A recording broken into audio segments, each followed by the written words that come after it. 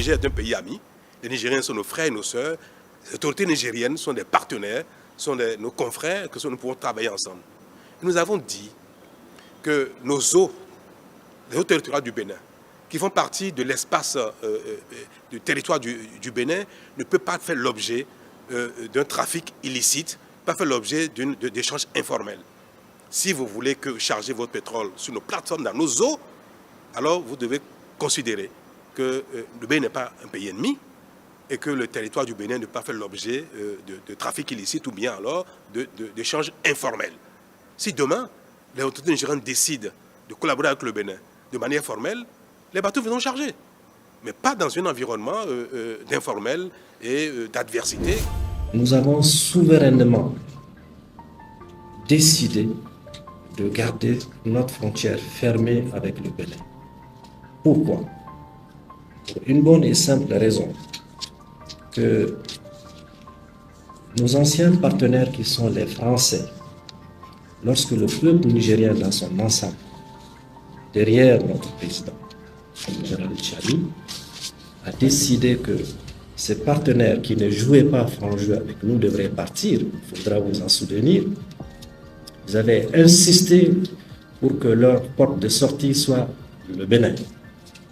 Nous avons refusé cela en leur disant que la seule concession que nous pourrions leur faire, c'était d'emprunter la voie de 1500 km et de s'en aller.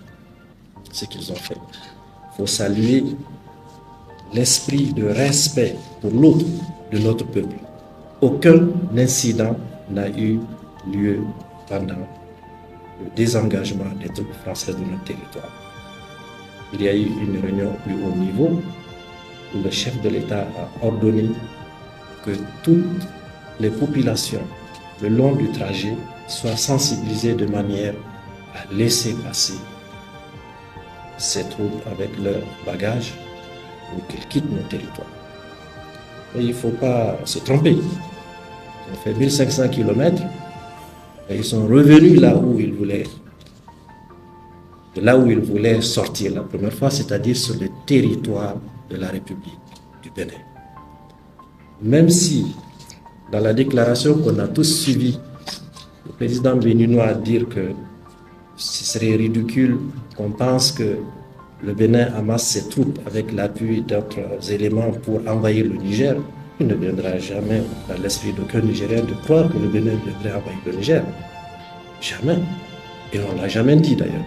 Parce que nous avons dit que sur le territoire de la République du Bénin, il y a des bases, y compris certaines d'entre elles, où on entraîne des terroristes qui doivent venir déstabiliser notre pays.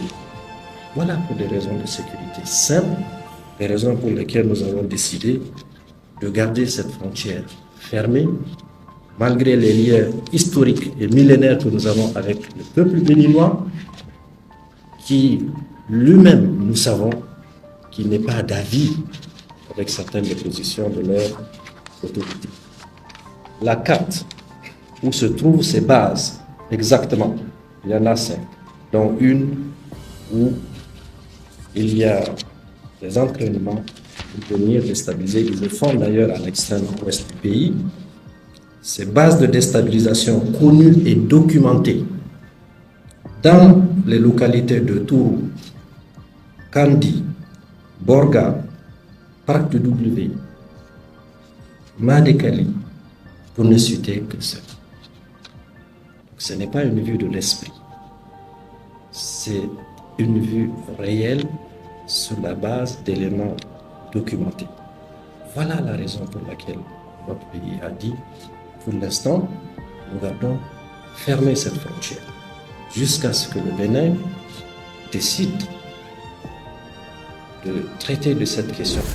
La base militaire la plus importante de la France en Afrique, c'est le Tchad, avec 1000 hommes. Des avions chasseurs, des bombardiers. Ça ne devrait poser aucun problème. Et c'est un pays frontalier qui a 1200 km de frontière avec le Niger. Nous avons 300 km de frontière et c'est chez nous où il n'y a aucune base militaire que à partir de chez nous que les Français peuvent attaquer le Niger. Vous voyez déjà qu'il y a quelque chose qui ne va pas. Il faut qu'on se pose les bonnes questions. Ce que le Nigeria a fait dans cette crise est plus grave. Le Nigeria a plus puni le Niger. Priver un pays d'électricité, vous savez ce que cela signifie. C'est des morts en cascade.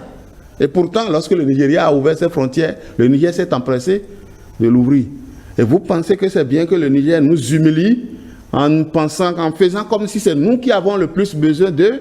Non. Au Niger, les commerçants qui importent leurs produits du Nigeria sont soulagés. La frontière est à nouveau ouverte et fonctionnelle après des mois de fermeture. Le 14 mars, les autorités nigérianes ont mis en application avec effet immédiat la décision prise 3 semaines plus tôt par la CEDEAO de lever les sanctions prises contre le Niger après le coup d'État de juillet 2023.